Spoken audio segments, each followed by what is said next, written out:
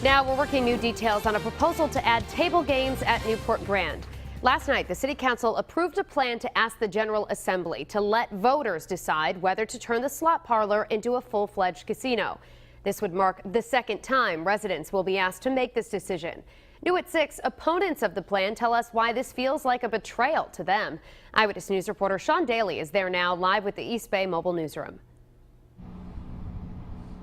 Shannon, the City Council here in Newport and a developer are now rolling the dice on bringing table games here to Newport Grand.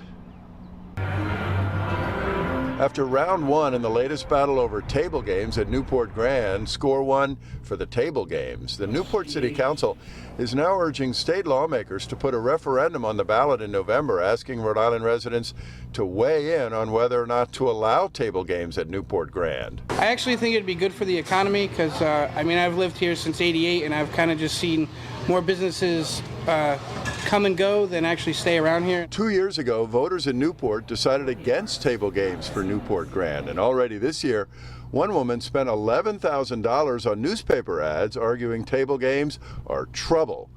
Opponents feel betrayed. Coming back in 2 years, see, the mantra a few years ago was, let the people decide. Well, we're saying they did decide 2 years ago, and, we feel it's unfair. If a referendum on table games at Newport Grand gets on the ballot in November, and if voters say yes, that would only be a start. Voters here in Newport also would need to okay the idea.